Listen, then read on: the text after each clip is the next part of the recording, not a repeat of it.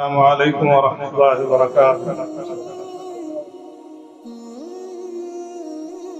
الحمد للہ رب العالمین والصلاة والسلام علی سید المرسلین وعلی آلہ وصحبہ ومن تبعہ الی یوم الدین، اما بعد فاعوذ باللہ من الشیطان الرجیم، بسم اللہ الرحمن الرحیم۔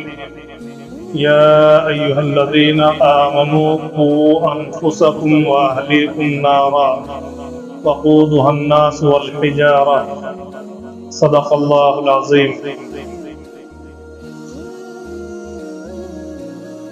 وقال النبي صلى الله عليه وسلم: اللهم إني أسألك فعل الخيرات وترك المنكرات وحب المساكين، وإذا أردت بعبادك فتنة فاقبضني إليك من غير مفتون، أو كما قال عليه الصلاة والسلام۔ معزز بزرگوں اور عزیز بھائیوں، حضرت امام صاحب دامت برکاتہم نے جو اعلان فرمایا کہ آج کا جو عنوان ہے وہ دور حاضر کے فتنے اور ان سے حفاظت کا طریقہ، اس سلسلے میں کچھ باتیں عرض کرنے کا ارادہ ہے۔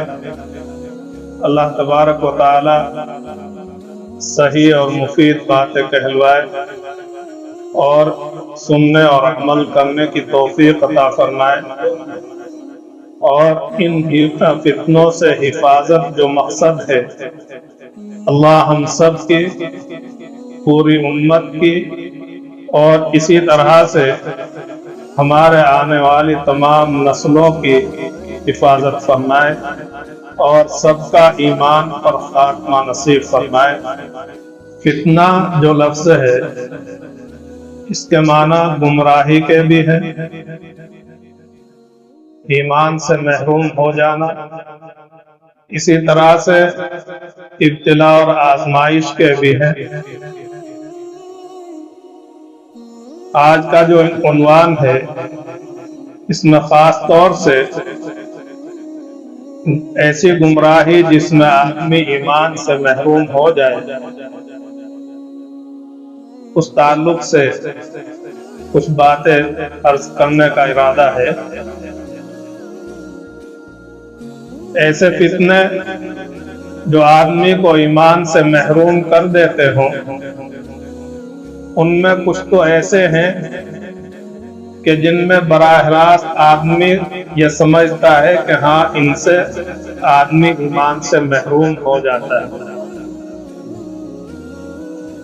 اور کچھ ایسے ہیں کہ آدمی خود یہ سمجھتا ہے کہ وہ ایمان پر ہے، لیکن حقیقت یہ ہوتی ہے کہ وہ ایمان سے محروم ہو جاتا ہے۔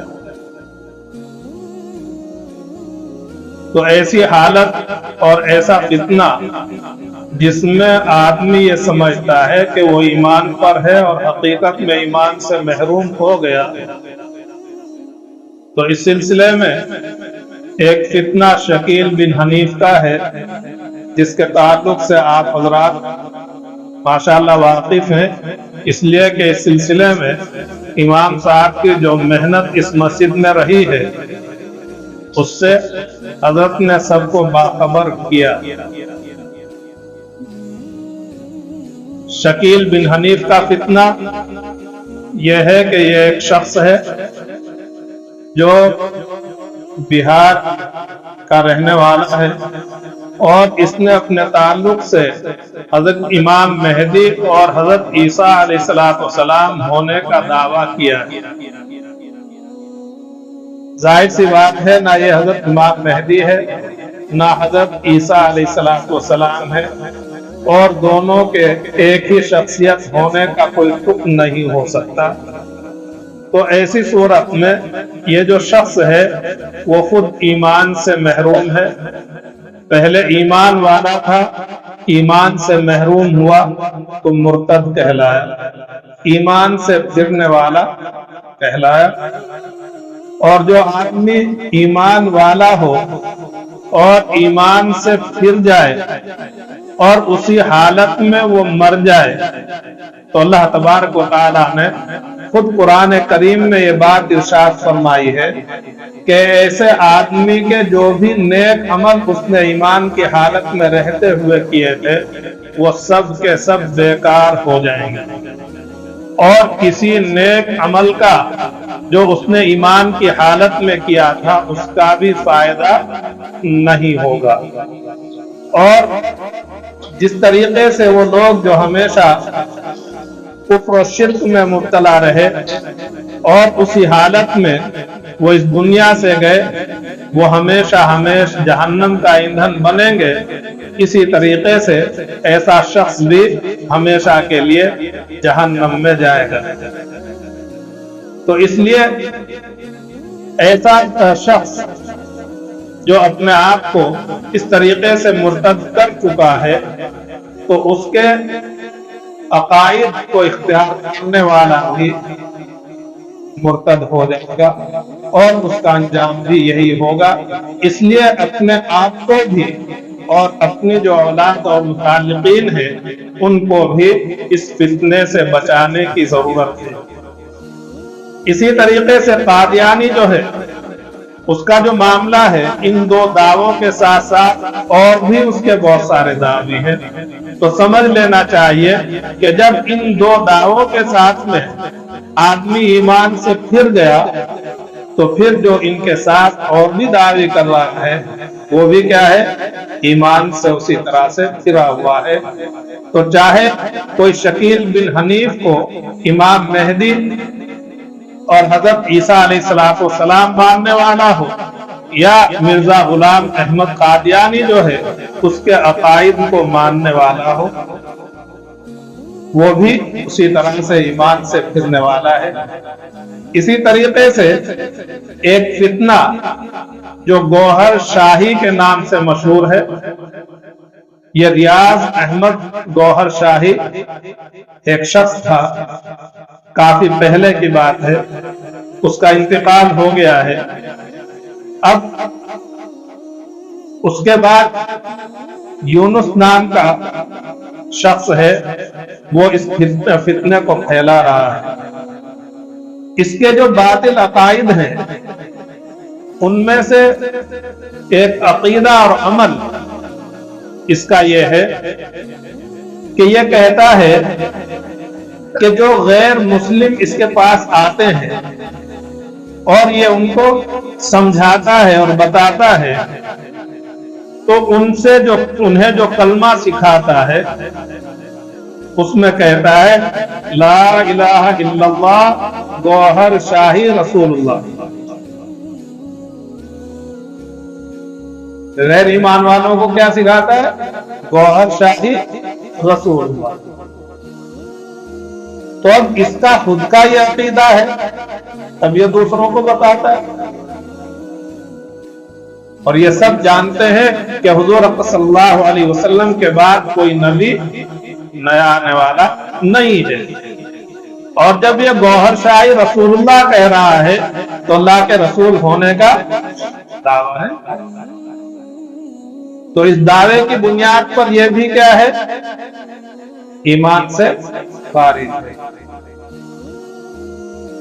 تو اور کتنی اچھی باتیں ہوں، لیکن جب ایمان نہیں ہے اور اس کے عقیدے اور خیال کو ماننا اور اسے اپنا رہبر اور پیشوا ماننا، یہ آدمی کو کیا کرے گا؟ ایمان سے خارج کر دے گا۔ ایمان والوں کے تعلق سے یہی کہتا ہے کہ ہم اسے لا الہ الا اللہ محمد رسول اللہ سکھاتے ہیں، لیکن جو غیر مسلم آتے ہیں وہ کوئی بھی ہو تو انہیں لا الہ الا اللہ گوہر شاہی رسول اللہ سکھاتے ہیں۔ خود ہی اس کی وجہ بھی بتاتے ہوئے کہتا ہے کہ ہم یہ بات اس لیے کہتے ہیں کہ وہ ہمیں کل کا جو اوتار ان کے ہاں تصور ہے وہ مانتے ہیں، تو اس لیے ہم انہیں یہ بتاتے ہیں۔ تو یہ جو وجہ ہے بتانے کی نہ قرآن میں ہے نہ حدیث میں ہے، تو پھر ایسی صورت میں یہ اپنی گھڑی ہوئی بات ہے جو قرآن و حدیث کے خلاف ہے اور غلط ہے اور اس طرح سے ایمان سے خارج ہے۔ اسی طریقے سے قرآن کریم کے تعلق سے جیسے شیعوں کا عقیدہ ہے کہ قرآن کریم کے 30 پارے نہیں بلکہ 40 پارے ہیں، اس کا جو عقیدہ ہے وہ بھی یہی ہے۔ اور جو 10 پارے ہیں ان کے تعلق سے یہ کہتا ہے کہ وہ حضور صلی اللہ علیہ وسلم پر نازل نہیں ہوئے جیسے یہ وحی آپ پر نازل ہوئے، بلکہ وہ سینہ بسینہ منتقل ہونے والی چیز ہے۔ اور جب اپنے تعلق سے کہتا ہے کہ فلاں جگہ ہم چلہ کشی کے لیے گئے اور اللہ کی تلاش میں نکلے، اللہ کا قرب حاصل کرنا چاہا، تو اس کے دوران پھر ہمیں اس کا انکشاف ہوا اور اس کا علم ہوا اور اس کا پتہ چلا۔ تو اب قرآن کریم کے کتنے پارے ہیں؟ 30 پارے ہیں، اور یہ مکمل ہے جو اللہ نے نازل کیے ہیں۔ ان میں نہ کوئی ایک حرف کم ہوا ہے، نہ کوئی چھوٹا ہے، اور نہ کوئی اضافہ ہو سکتا ہے۔ اب جو آدمی یہ کہے کہ 10 پارے اور ہیں تو وہ اس عقیدے کے خلاف ہے، اور اپنے اس عقیدے کی بنیاد پر وہ بھی ایمان سے خارج ہے۔ تو آدمی کو سمجھنے کے لیے اور جاننے کے لیے یہ 2 موٹی موٹی باتیں بھی کافی ہیں۔ اب اگر کہیں یہ بات معلوم ہو کہ ہاں یہ شخص جو ہے وہ اس طرح کی بات کرتا ہے، یا گوہر شاہ جو ہے اس کے تعلق سے کچھ کہتا ہے اور اس کی خوبیوں کو بیان کرتا ہے، اس کے اور کارناموں کو بیان کرتا ہے، تو اس سے یہ پوچھ لیا جائے کہ بھائی کیا اس کا عقیدہ یہ ہے قرآن کریم کے 30 پارے نہیں بلکہ 40 پارے ہیں؟ یا کیا اس کی تعلیمات میں یہ بات موجود ہے کہ جو غیر ایمان والے ہوں انہیں جو کلمہ ہے وہ اس طرح سے سکھایا جائے، لا الہ الا اللہ گوہر شاہی رسول اللہ؟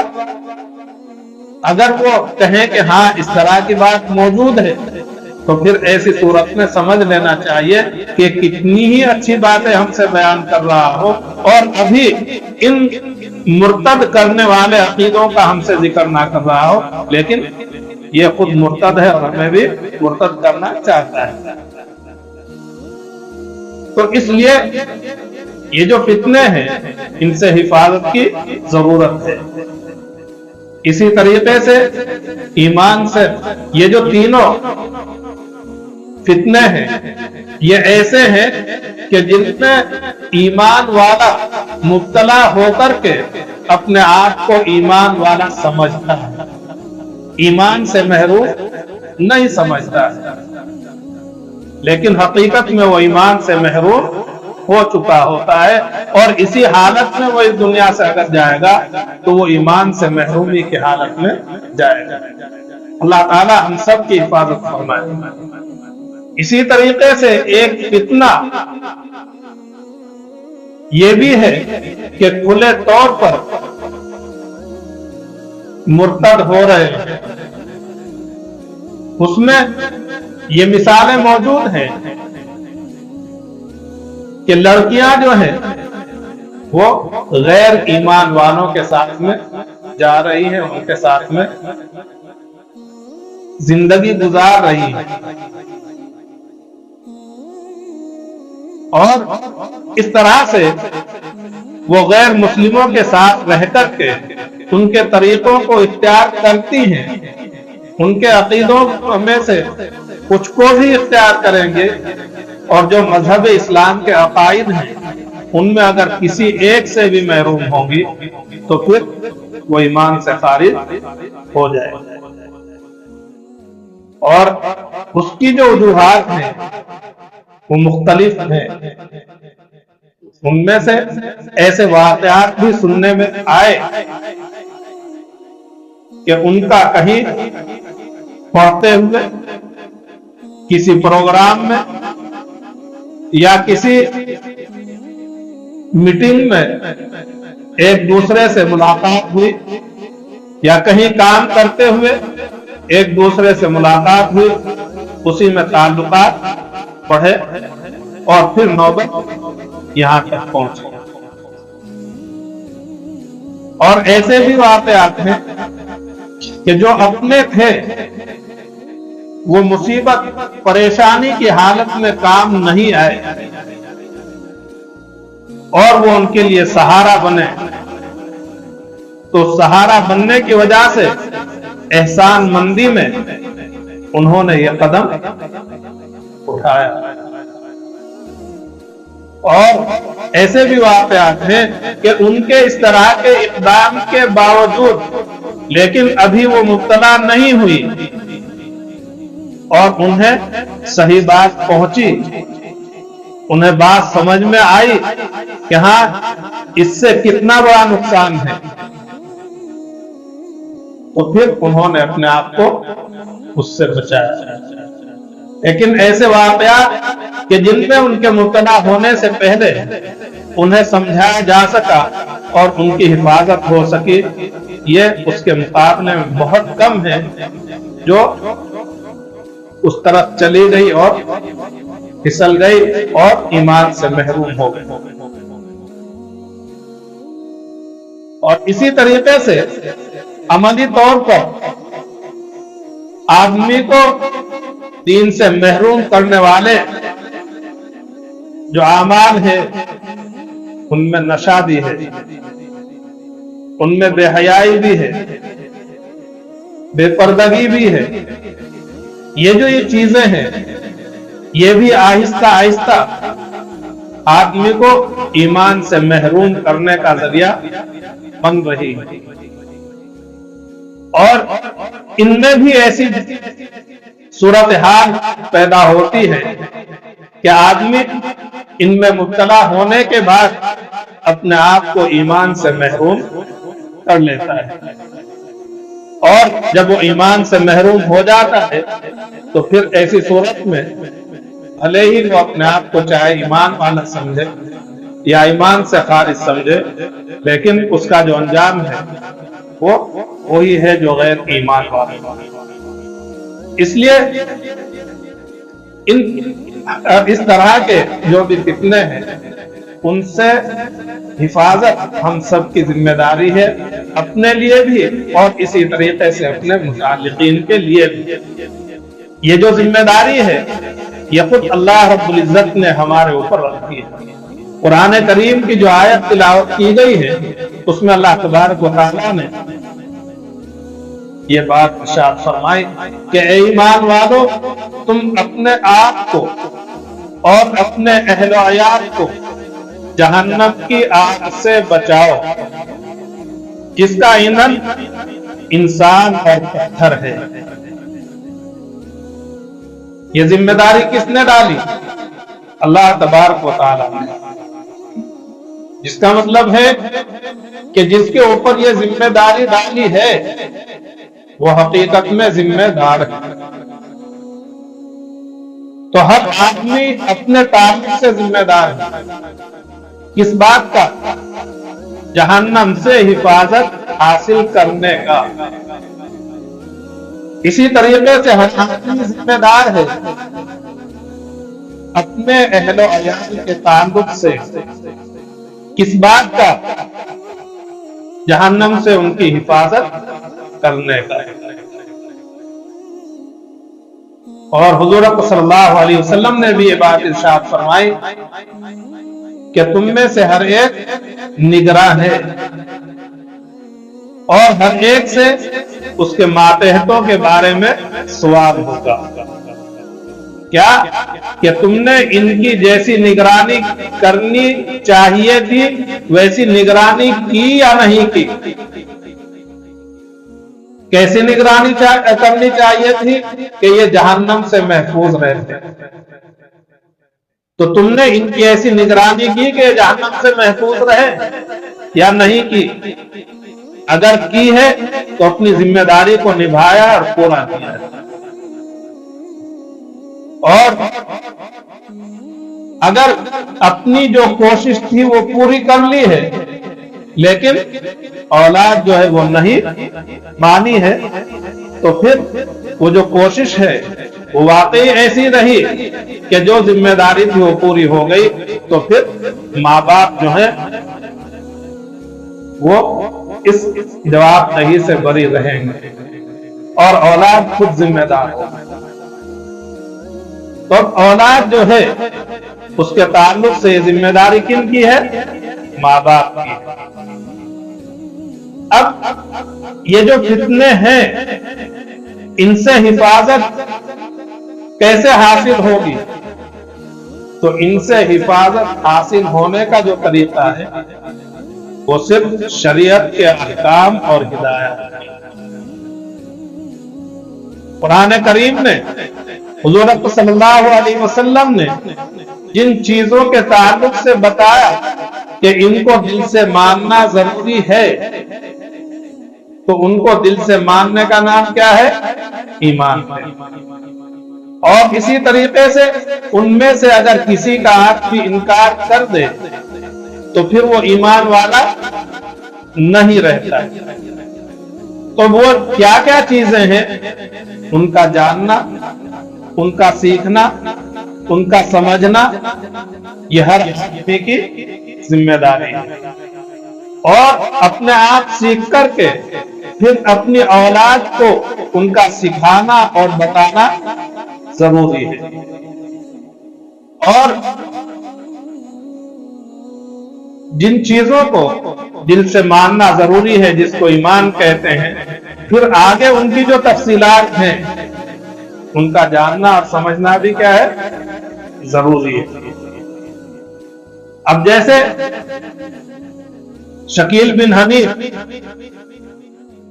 اس نے اپنے مہدی اور حضرت عیسیٰ علیہ السلام ہونے کا دعویٰ کیا تو اب یہ واقعی مہدی ہے اور حضرت عیسیٰ علیہ السلام ہے یا نہیں ہے، اس کا ہمیں کہاں سے علم ہوگا؟ اس بات کا جو علم ہے وہ ہمیں قرآن اور حدیث سے ہی ہوگا۔ تو اس لیے قرآن کریم کے وہ آیات اور وہ احادیث مبارکہ جن میں ان کا ذکر ہے ان کا ہمیں علم ہونا چاہیے۔ ہماری جو اولاد ہے انہیں ان کا علم ہونا چاہیے۔ علم ہوگا تو اس کا نتیجہ یہ ہوگا کہ انہیں کوئی گمراہ نہیں کر سکے گا۔ جیسے ایک بچہ اگر اسے یہ یقینی طور پر معلوم ہو جائے کہ 2 اور 2 4 ہوتے ہیں تو اس سے اگر کوئی کہے کہ 2 اور 2 3 ہوتے ہیں یا 2 اور 2 5 ہوتے ہیں یا 2 اور 2 سوا 4 ہوتے ہیں تو بچہ کیا کہے گا کہ آپ غلط کہہ رہے ہیں۔ تو جب اس بچے کو یہ معلوم ہو گیا کہ 2 اور 2 4 ہیں تو اس کے سامنے اس کے علاوہ جتنی بھی چیزیں کوئی کہے گا وہ یہ بچہ خود بخود کہہ دے گا کہ آپ غلط کہہ رہے ہیں، بلکہ 2 اور 2 تو 4 ہوتے ہیں۔ اس لیے آپ جتنی بھی باتیں کہہ رہے ہیں وہ سب کی سب کیا ہے؟ غلط ہے۔ تو اسی طریقے سے یہ جو صحیح باتیں ہیں ان کا اگر ہم نے خود بھی علم حاصل کیا، اپنی اولاد کو بھی ان کا علم حاصل کرا تو اس کا نتیجہ کیا ہوگا کہ ہمارے سامنے یا ہماری اولاد کے سامنے ان کے خلاف کوئی بھی کچھ کہے گا تو اس میں ہم بغیر کسی جھجک کے اور بغیر کسی ہچکچاہٹ کے سے کہہ دیں گے کہ آپ غلط کہہ رہے ہیں۔ اور اگر یہ بچہ جسے 2 اور 2 4 ہوتے ہیں اس کا علم نہیں ہے، اس سے کوئی چاہے 5 کہہ دے، چاہے 3 کہہ دے، چاہے 3.25 کہہ دے، چاہے 4.25 کہہ دے تو یہ نہیں کہہ سکے گا کہ آپ غلط کہہ رہے ہیں۔ کیوں؟ اس لیے کہ اسے پتہ نہیں۔ تو اسی طریقے سے یہ جو فتنے ہیں ان کے تعلق سے جو صحیح علم ہے وہ اگر ہمارے اور ہماری اولادوں اور نسلوں کے پاس نہیں ہوگا تو ایسی صورت میں وہ جو کچھ کہیں گے ان کے سامنے جو بات کی اس کے سلسلے میں وہ نہیں کہہ سکتے کہ آپ غلط کہہ رہے ہیں، بلکہ اس کا نتیجہ یہ بھی ہوگا کہ وہ ان کی بات کو صحیح مان کر کے قبول کر لیں گے اور پھر ان کی راہ پر ہو لیں گے، اور ان کی راہ پر جانے کے بعد ان کی باتوں کے دل میں بیٹھنے کے بعد ایسے بھی حالات اور واقعات ہیں کہ انہیں سمجھانے کی کوشش کی جائے تو وہ سمجھنے کے لیے تیار نہیں، سننے کے لیے تیار نہیں۔ جب نہ سنیں گے نہ سمجھیں گے تو واپس آنے کا کوئی مطلب ہی نہیں۔ تو اس لیے فتنوں میں مبتلا ہونے کے بعد پھر ان کے واپس لانے کی کوشش، اس کے مقابلے میں فتنے میں مبتلا ہونے سے بچانے کی جو کوشش ہے یہ ضروری ہے۔ اور یہ بھی حقیقت ہے کہ اگر کوئی ایمان سے پھر گیا تو پھرنے کی وجہ سے اس سے پہلے کے اس کے جتنے اعمال ہیں وہ سب کے سب کیا ہیں؟ بیکار ہو جاتے ہیں۔ پھر ایمان لے بھی آیا تو وہ جو پہلے کے جو اعمال تھے ان کے فائدے سے محروم رہے گا۔ ہاں، پھر سے ایمان لے آیا، ایمان پر خاتمہ ہوا تو ہمیشہ کی جہنم سے محفوظ رہے گا۔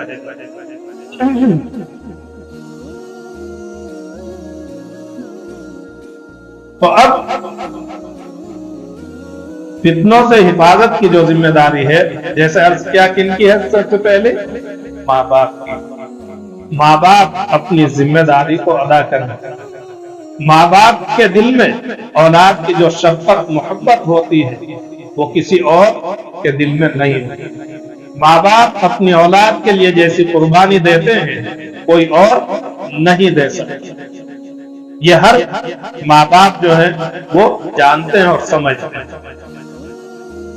اس کے باوجود جو معاشرے میں نوجوانوں کے، بچوں کے بے دین ہونے کے واقعات رونما ہو رہے ہیں تو اس کی وجہ کیا ہے کہ ماں باپ کی جو ذمہ داری تھی انہوں نے اس ذمہ داری کو نہیں سمجھا، اور اس ذمہ داری کو نہ سمجھنے کی وجہ سے جو ذمہ داری انہوں نے محسوس کی اسے پورا کرنے میں لگ گئے، اور اسے پورا کرنے کے لیے اپنی جان کی، اپنے مال کی جو قربانی وہ دے سکتے ہیں وہ دیتے ہیں، دے رہے ہیں۔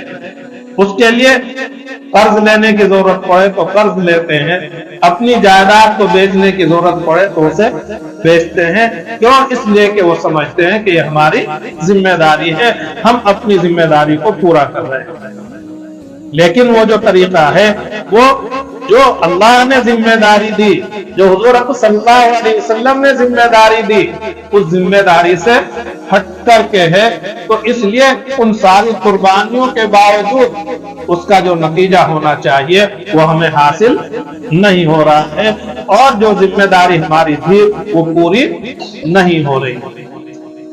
تو اس لیے ہم سب کو اس بات کی فکر اور کوشش کرنی چاہیے کہ جو ہماری واقعی ذمہ داری ہے ہم اسے پورا کرنے والے بنے۔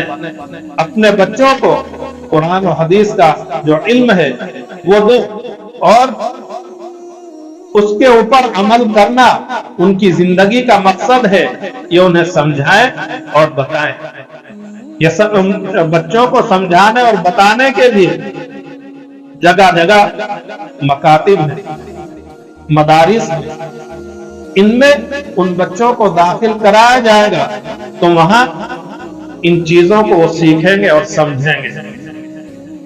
اور اسی طریقے سے جو بڑے ہیں وہ مکاتب میں اس طریقے سے داخلہ نہیں لے سکتے ہیں، یا مدارس میں اس طرح سے حاضر نہیں رہ سکتے ہیں، ان کے اپنے دوسرے تقاضے اور مصروفیات بھی ہیں، تو ان کے لیے تعلیم بالغان کا بھی سلسلہ ہے۔ اسی طریقے سے تبلیغی جماعت جو ہے اس کا سلسلہ ہے۔ یہ حضرات چاہے تعلیم بالغان جو ہے اس میں اپنا وقت دے کر کے وہاں اپنے دین اور ایمان کو سیکھیں، چاہے تبلیغی جماعت سے جڑ کر کے اور وقت لگا کر کے وہاں اپنے اندر دین سے رغبت اور محبت پیدا کریں، رغبت اور محبت وہاں سے حاصل کریں۔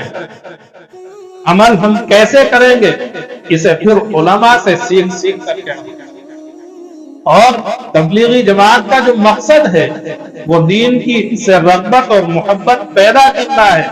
اسی لیے جو کتاب لکھی گئی اس کا نام کیا ہے؟ فضائل اعمال.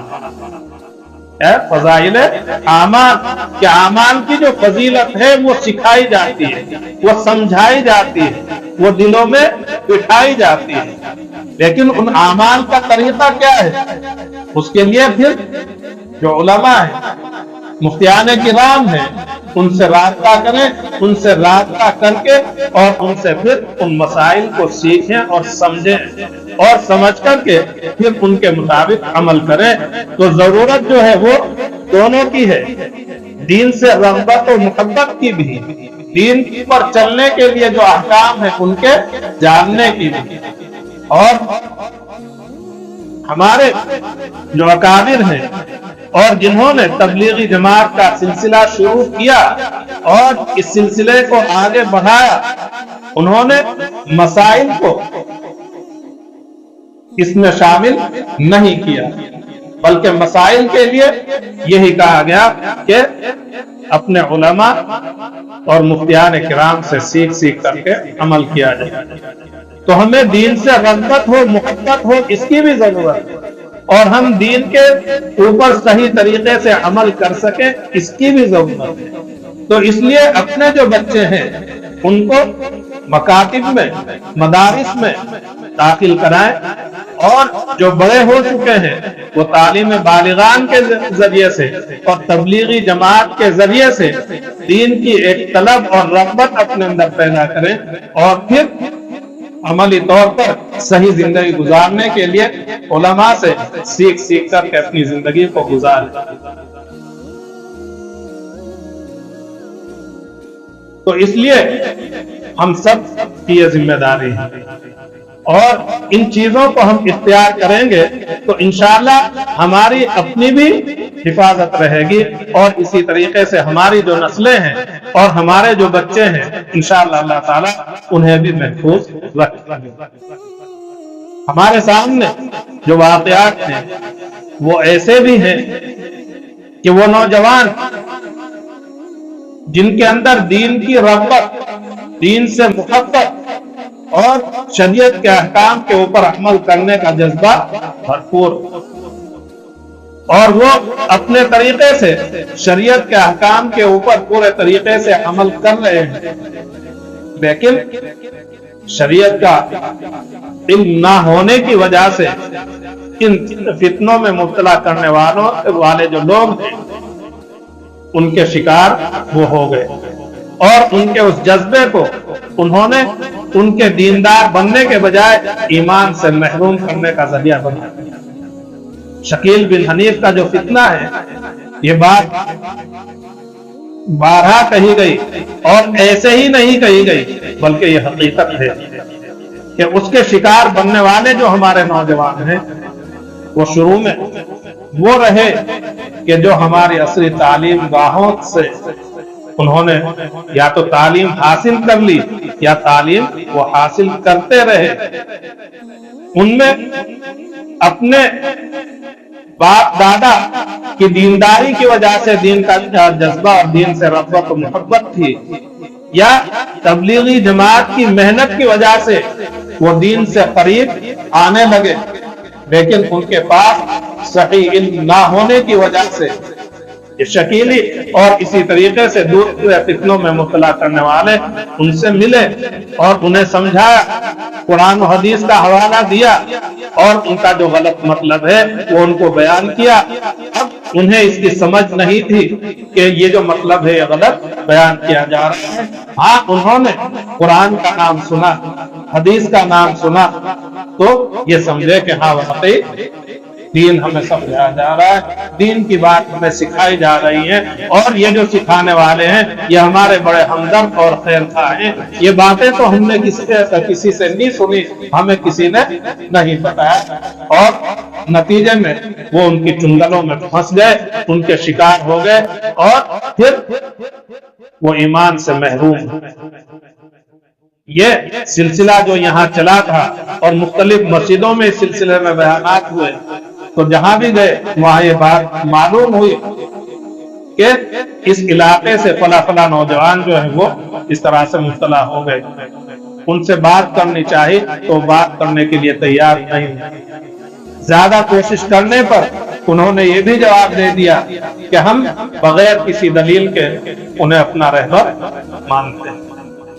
اور ایسے نوجوان بھی ملے کہ بیان ہونے کے بعد انہوں نے کہا کہ ہاں اس طرح کی جو باتیں ہیں وہ ہم سے بتائی گئی، ہم نے ایسی باتیں سنی ہیں، لیکن اچھا ہوا کہ آپ نے یہ باتیں ہمارے سامنے بیان کر دی اور بتا دی، اور ہمیں سمجھ میں آ گیا کہ وہ ہمیں کہاں لے جانا چاہتے ہیں اور ہمیں ایمان سے کس طرح سے محفوظ کرنا چاہتے ہیں۔ تو اب ایسے نوجوان کہ جن کے کانوں میں وہ کچھ غلط باتیں پڑ چکی تھی، صحیح بات انہیں معلوم ہوئی تو وہ محفوظ ہو گئے۔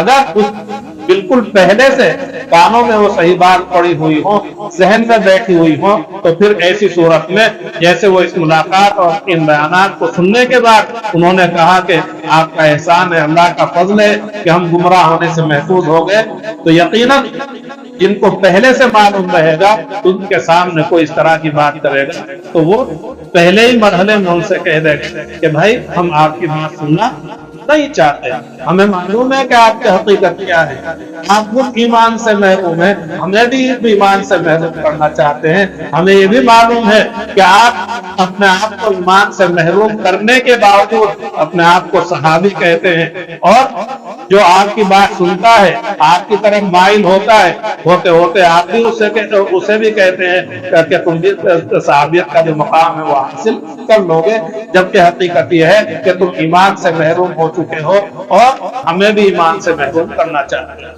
اس لیے یہ ہمیں ایمان کی اور عقائد کی جو باتیں ہیں وہ خود بھی سیکھنے کی ضرورت ہے، اور اپنے اولادوں اور اپنی نسلوں کو بھی سکھانے کی ضرورت ہے۔ ان چیزوں میں پختگی حاصل کرنے کے ساتھ ساتھ پھر آپ اپنی اولاد کو جو فن سکھانا چاہیں وہ فن سکھائیں، جو ہنر سکھانا چاہیں وہ ہنر سکھائیں، اور اس فن اور ہنر کے ذریعے سے آپ ان کا مزاج اور ذہن یہ بنائیں کہ یہ فن اور ہنر اس لیے سیکھ رہے ہیں تاکہ ہم اللہ کے بندوں کی خدمت کر سکیں، اللہ کی مخلوق کی خدمت کر سکیں، ان کی پریشانیوں کو ہم دور کر سکیں۔ اس نیت اور غرض کے ساتھ میں ہم انہیں سیکھ رہے ہیں، وہ چاہے ڈاکٹری ہو، چاہے انجینئرنگ ہو، چاہے اب کسی اور طرح کی خدمت کا شعبہ ہو، اس میں پیسے حاصل کرنا یہ اولین مقصد نہ ہو، بلکہ اللہ کی مخلوق کے ساتھ میں ہمدردی، خیر خواہی اور انہیں نفع رسانی کی جو نیت اور مقصد ہے وہ اصل شامل ہو۔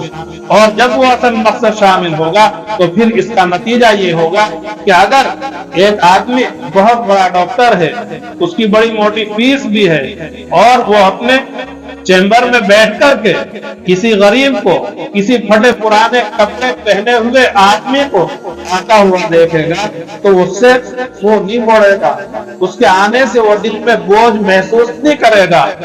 کیوں؟ اس لیے کہ اس کی ظاہری جو حالت ہے اس سے تو پتا چل رہا ہے کہ یہ میری فیس نہیں دے سکے گا، لیکن وہ منہ کیوں نہیں موڑے گا، وہ دل میں بوجھ کیوں نہیں محسوس کرے گا؟ اس لیے کہ اسے اس بات کی خوشی ہوگی، اے اللہ آپ نے مجھے یہ ہنر دیا، اس ہنر کے ذریعے سے ٹھیک ہے میری فیس اتنی ہے، لیکن یہ جو یہ ضرورت مند ہے اس کی ضرورت کو میں پورا کروں گا۔ اے اللہ مالداروں سے تو پیسے کے لیے ہوتا ہے، اس پریشان حال اور غریب کی ضرورت اللہ تیری رضا کے لیے ہے، تو انشاءاللہ مجھ سے راضی ہوگا، اور تم مجھ سے راضی ہوا تو میرا بیڑا پار ہو جائے گا۔ اس لیے وہ اس غریب اور پریشان حال کو اپنی طرف آتا ہوا دیکھ کر کے اسے بوجھ محسوس نہیں کرے گا، بلکہ اس کے آنے پر اپنے اندر خوشی محسوس کرے گا۔ تو یہ کب ہوگا؟ جب ہم اپنی اولادوں کے اندر یہ جذبہ پیدا کریں گے اور انہیں بتائیں گے کہ حضور صلی اللہ علیہ وسلم نے یہ بات ارشاد فرمائی ہے کہ ساری کی ساری مخلوق اللہ کا کنبہ ہے، اور اللہ کو سب سے زیادہ محبوب اور پسندیدہ وہ شخص ہے جو اللہ کی مخلوق کے ساتھ میں سب سے زیادہ اچھا سلوک کرنے والا ہے۔ جب یہ بات ذہن میں ہوگی تو پھر انشاءاللہ یہ جتنے بھی ہنر ہیں، جس لائن کا جو بھی کام ہے، اس میں ہر ایک اس نیت کے ساتھ میں کام کرے گا۔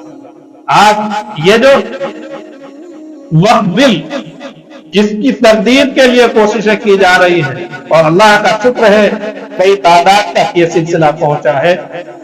ये यकीनन इन हुनरों का इसमें कलीदी किरदार है।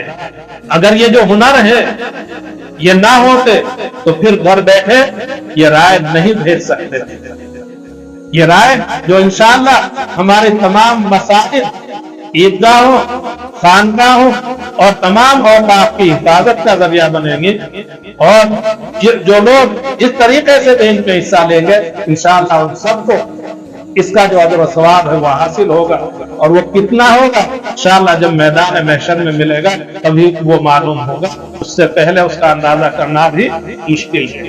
तो फिर इन कामों में ये हुनर काम आएंगे और इनसे दुनिया ही नहीं बल्कि आखिरत काम आएगा। तो इसलिए अपने जो अकाइद हैं उनको भी दर्ज किया जाए और साथ में इन सब चीजों में भी महारत हासिल की जाए। और इसी तरीके से बात भी अर्ज कर देता हूँ कि जो वक्त है इस तरमीमी बिल के मुखालफत के लिए वो गुज़श्ता कल 5 बजे तक था, लेकिन उसे बढ़ा करके कल रात आने वाली कल रात 12 बजे तक कर दिया गया है। इसलिए जो हजरात जिस मेहनत और लगन के साथ अब तक इसमें लगे हुए हैं, आने वाली जो कल रात है उस वक्त तक किसी तरह से बल्कि उससे भी ज्यादा फिक्रमंदी के साथ में अपनी कोशिशों को जारी रखें और अल्लाह रब्बुल इज्जत से दुआ करें कि अल्लाह रब्बुल इज्जत हमें अपने फजल से कामयाबी, इसलिए कि उसी के कब्जे में है। अल्लाह ताला हम सबको तमाम फितनों से महफूज रखे और हमारी और नस्लों को भी महफूज रखे, सबका ईमान और खात्मा नसीब फरमाए।